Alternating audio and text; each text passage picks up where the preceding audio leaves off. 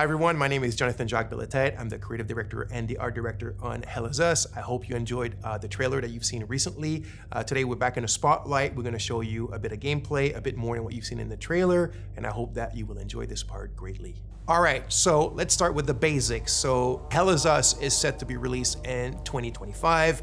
It's for pretty much everything. So Xbox Series X, PlayStation 5, and PC. So the game is a bit of a take back to games from the 1990s. We're a team of passionate people. The average on the team is like 20 years of development experience. So we're from a different generations and we have a lot of love for how the games in the 90s were made and how they were played and experienced, especially the fact that there was no hand holding, there was no silver plattering. You kind of had to figure stuff out by yourself. You were really in control of your exploration and your own discoveries. And this is what we're trying to do in Hell Is Us. Obviously with modern flair and kind of like modern knowledge of game design and whatnot, but very much put you back in the driver's seat of your experience and of your exploration, and then the result and the joy of your discoveries. So Hell Is Us takes place in a country called Hadia. Hadia is in the grips of a vicious civil war. You play the role of Remy. Remy is actually from Hadia. He was born there, but his mom smuggled him out at the age of 5, like it sometimes happens in those countries. And what I mean by that is Hadia is a hermit state, is a turtle state. It's completely closed off on itself. Nobody goes out, nobody comes in. And that's why Remy's mom decided to smuggle him out so he can have a better life. He grew up in the foster home system, or the foster system in Canada. He's always wanted to come back to Hadia. He wants to find his parents again. He wants to kind of like confront them. He's got a lot of questions for them. He understands why they abandoned him, but yet, abandonment is pretty much the biggest trauma that a child can have. And there's like a loop that hasn't been closed properly for him towards this situation and his parents. When the game starts, Remy has finally been able to infiltrate Hadia during the brutal civil war that I was talking about. Remy is a ON peacekeeper. He quit his post, he went AWOL, infiltrated the country, and this is where the game starts. Remy remembers 2 things, and that means the players remember 2 things. It's that his village of birth was called Jova, and his father was the blacksmith of Jova. Those are the only clues you begin the game with, and these are the only clues that Remy also know. So equipped with this knowledge, with these clues, you begin the game and you try to find your way to Jova. You must be lost to wander around Sinedra Forest. I'm afraid I have very little to offer. A group of strange-looking soldiers arrived here last night in an APC. And perhaps you can ask them for help. It's not the first time I've seen them. They always seem to be snooping around here for something. They parked their APC just beyond the woods, to the north. Once in the woods, follow the wind chimes. They will lead the way through. The gate to enter the woods is locked. Here, take this key to unlock it.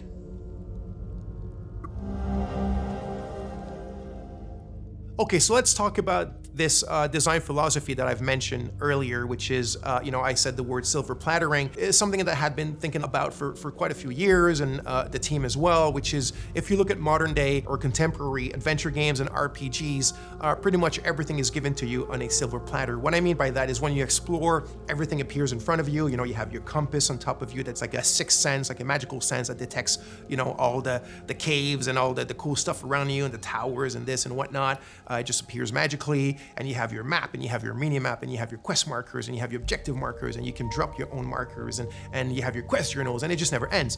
And if you think about it, what happens with that is that you're not truly exploring. You're just kind of like flying by wire, and when you find something, it's not really your discovery. It was kind of handed to you on a silver platter. So what you're looking at now is we're having a discussion with a bloke named Ernest Cadell. He's telling us certain information, and then he tells us it's quite far. You need to hitch a ride.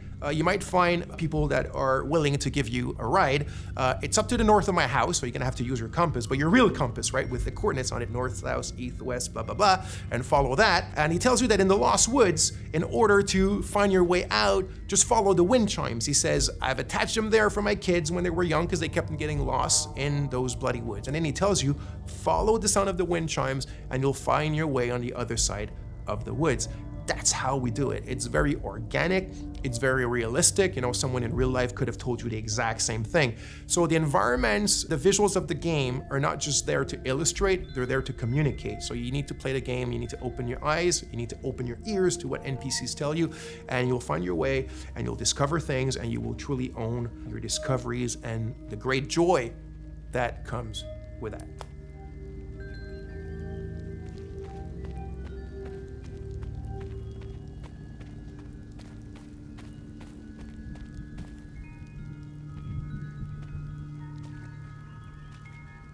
So here's another scene or another section that could be considered part of our player plattering philosophy. So here's a puzzle, and there's obviously a solution to the puzzle, but nothing eventually is going to tell you, you know, if the player ends up kind of like taking a bit of time to find a solution. There's not going to be any artificial kind of ways that are going to help him or tell him what to do. Remy's not going to start talking to himself, or i.e. talking to the player with, you know, little clues and whatever. It's really up to you to figure them out. And in the way that the player plattering is inserted in this, we have a good example here with your trusty drone named Cappy. By the way, you can tell now that Remy has his poncho and he has his sword and he has his drone. So it's after he's acquired them, right? Because at the beginning of the game, you saw he was not dressed like that. Now there's a reason why he ends up dressed like this. There's a reason why he needs these things, this equipment, but we don't need to get into these details today. So anyway, there's an ancient language in the country and you kind of find it throughout the game. And the drone has a software, one of his many softwares, and this specific one can translate the ancient language. So this puzzle, the way that it works, you need to kind of like explore and observe your environment around this specific puzzle in order to find the clues on how to solve it. You need the drone, your trusty Cappy, his name is Cappy, also there's something behind that of course, and you translate those old texts. It gives you little passages of a poem or a psalm or something like that, and through what they tell you and the order in which they seem to have to be pieced back together, you find your clues on what this puzzle does and how to solve it. So again, the players are kind of like just led to their own devices, but things are there, the answers are there, and you have to explore. And again, I repeat it, you have to open your eyes and open your ears, and you'll figure it out.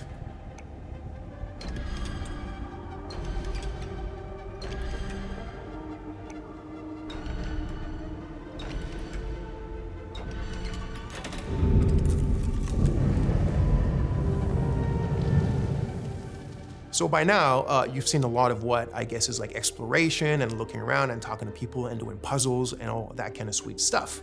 But if you've seen the trailer, you of course notice that there's another big aspect to the game, which is third-person melee combat. So we like to say that the game is 50% exploration and 50% combat. The game is not at all only about combat, and it's definitely not at all just walking around and figuring stuff out. It's the combination of both, and we also think that the way that we've combined them is quite refreshing and quite unique in Hell Is Us.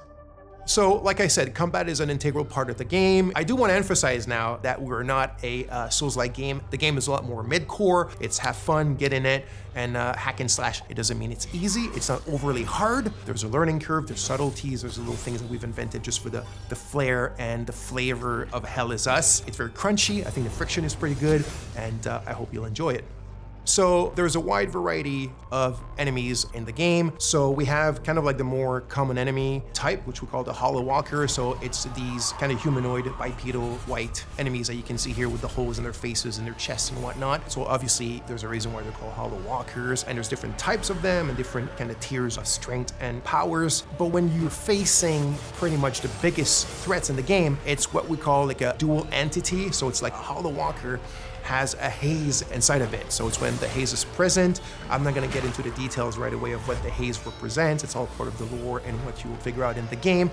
But when you're facing a combo like these dual entities, and it can go to like 3 of them, 4 of them, there's the herders, there's the fervents, and different types like that. But that's when you really need to master the combat system. That's when you start having to use all the tools and techniques at your disposal. The drone has tons of skills to upgrade it, and the drone is very much your little sidekick to help you in fighting multiple enemies at a time. He's not a sidekick in the sense where he talks and he has an AI. He's very much a drone that has its own protocol to do this crowd management during the combat.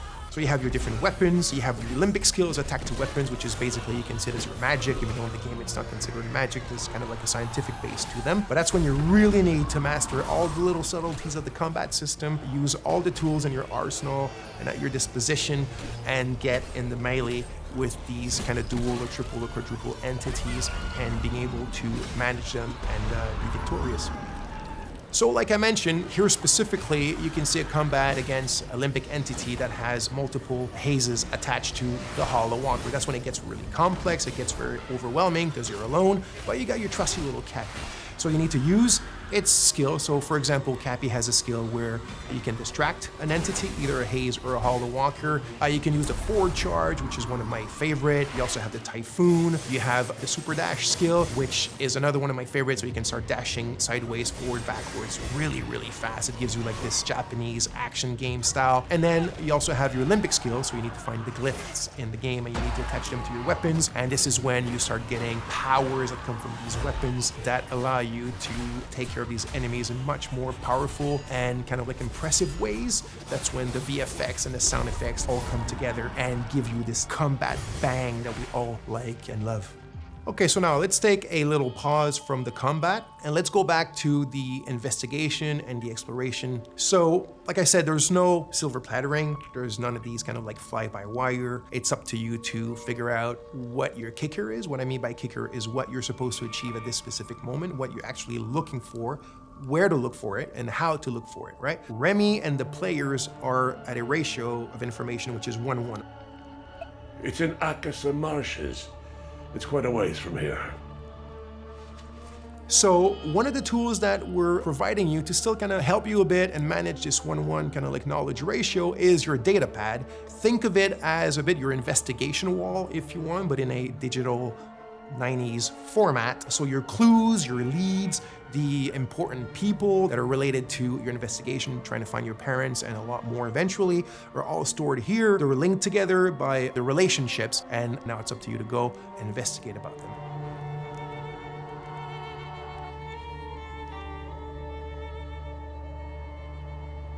So as you can see here, some of the areas can be quite wide opened. This one here called the Casa Marshes is one of the bigger ones.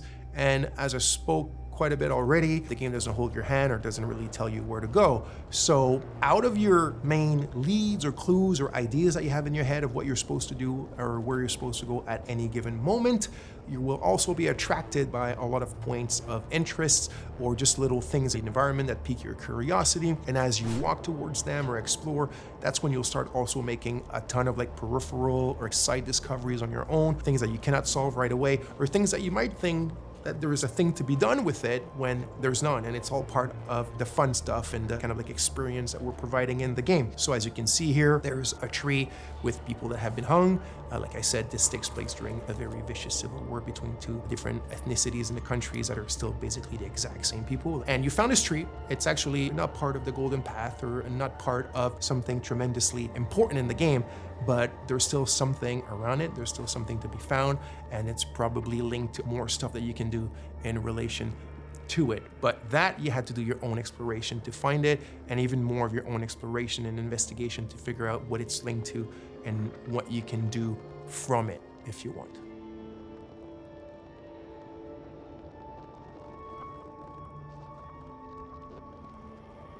So here we are in a dungeon in the game. So yes, the game has dungeons. This was really important to us. Like I said at the beginning, there's a bit of a love letter to games from the 90s, but one of the challenges was the game takes place in a contemporary setting. The game takes place in 1993, and yet we still wanted dungeons in the game, and I didn't want the dungeons to take place in an abandoned metro station or, you know, in an abandoned factory because it's the modern era. I still wanted the dungeons to be very ancient things. And this brings us to another really important aspect of the game, or one of the very important themes of the game, which is history, historicity, deep history. So history that goes even before history. So there's a lot of mysteries and a lot of lore, and the origin of what's going on in the country and the link to the Civil War is all tied to that deep history and also what has happened since. I won't get into too much details because that will be part of another video for you guys, but you can see a bit of it here, and it shows you the varied palettes and moods and atmospheres that we have in the game, which also I think is something quite interesting and unique that we're doing in Hell Is Us.